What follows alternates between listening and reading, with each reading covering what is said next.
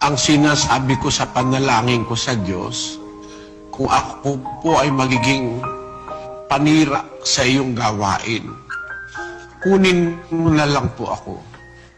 Hindi ko alam, mga kapatid, kung sa paghuhukom, hindi ko po alam kung ano ang magiging trato ng Panginoong Hesus sa akin. Alam ko kasing marami rin akong pagkakamaling nagawa sa buong buhay ko. Ang akin pong pag-asa, yung awa ng Panginoon na baka sakali, kung kayo'y maakay ko sa kaligtasan, maging dapat din ako sa Diyos. Yun po ang pinakamalaking pag-asang pinanghawakan ko sa buhay, mga kapatid. Kung kayo'y maging dapat, mabigyan ako ng konsiderasyon na maging dapat naman ako sa Diyos. Kahit lang po sa isang maliit na lugar sa langit, ay makarating ako. Kasi ang sabi ng dalawang apostol, Panginoon, sabi ng nanay nila, gusto ko ang hinihiling ko sa'yo. Pagdating sa kaharian mo, yung isang anak ko, ipaupuin mo sa iyong kanan. Yung isa namang anak ko, paupuin mo sa iyong kaliwa. Kasi napakalaking karangalan makaupo sa kanan at sa kaliwa ng ating Panginoong Hesus. Mga kapatid, gaya ng karangalang tinamo ni Kristo nang paupuin siya ng Ama sa kanyang kanan.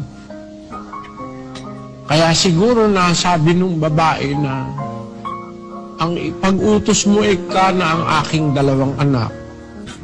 Magsiupo ang isa sa iyong kanan, ang isa sa iyong kaliwa, sa iyong kaharian. Sumagot ang Panginoong Hesus. Hindi ninyo nalalaman ang inyong hinihingi. Mangyayari bagang inuman ninyo ang sarong malapit ng aking inuman. Sa kanya'y sinabi nila, mangyayari. Sinabi sa kanila ni Jesus, katotohanang iinuman ninyo ang aking saro.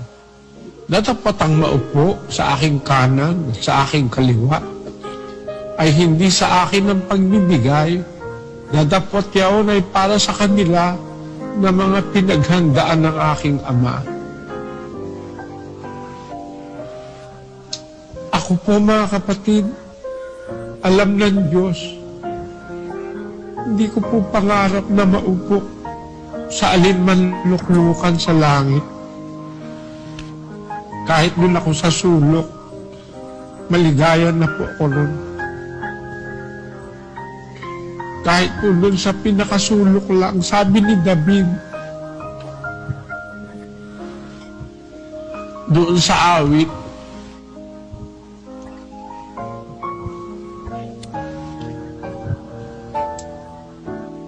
kinalulugdang ko na aking minagaling na maging tagatanod pinto sa bahay ng aking Diyos. Sabi niya, sapagkat ang isang araw sa iyong looban ay mabuti kaysa 1,000. Aking minagaling na maging tagatanod pinto sa bahay ng aking Diyos.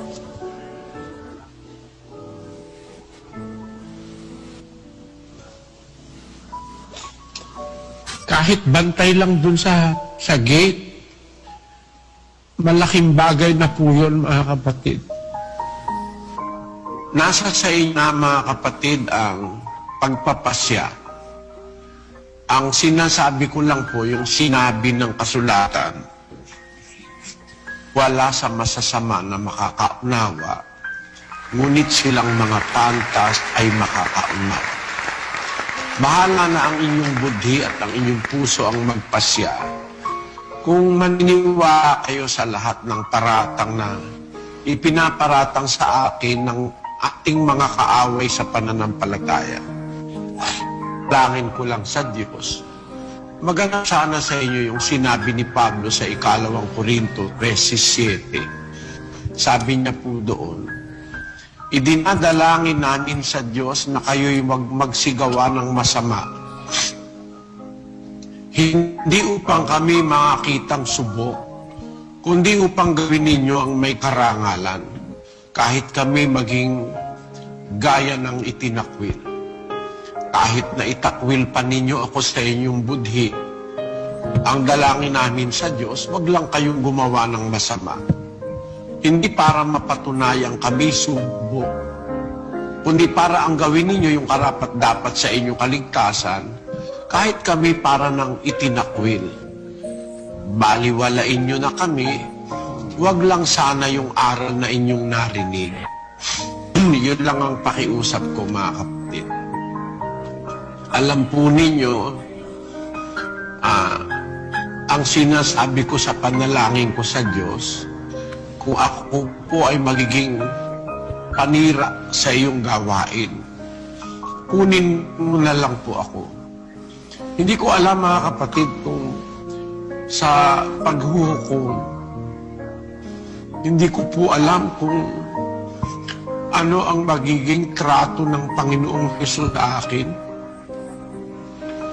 Alam ko kasing marami rin akong pagkakamaling nagawa sa buong buhay ko. Ang akin pong pag-asa, yung awa ng Panginoon na baka sakali, kung kayo'y maakay ko sa kaligtasan, maging dapat din ako sa Diyos. Yun po ang pinakamalaking pag-asang pinanghawakan ko sa buhay, mga kapatid. Kung kayo'y maging dapat, mabigyan ako ng konsiderasyon na maging dapat naman ako sa Diyos. Kahit lang po sa isang maliit na lugar sa langit, ay makarating ako. Pero wala po akong ambisyon, mga kapatid, na kailan pa man ang karangalan ay mapunta sa akin. Nalalaman ko yung nangyari kay si Haring Herodes ba yun? Herodes ba yun? Opo. Nang magtalumpati siya, pinuri siya ng mga tao. Ang sabi ng mga tao, tinig ng Diyos ang narinig nila kay Herodes. Tinig ng Diyos at hindi ng tao. Vox Populi. Sabi nung mga tao, Vox Dei. Kaya doon ang punang galing yung kawikaang Vox Populi, Vox Dei. Sumigaw ang bayan, tinig ng Diyos at hindi ng tao, sabi nung abayan.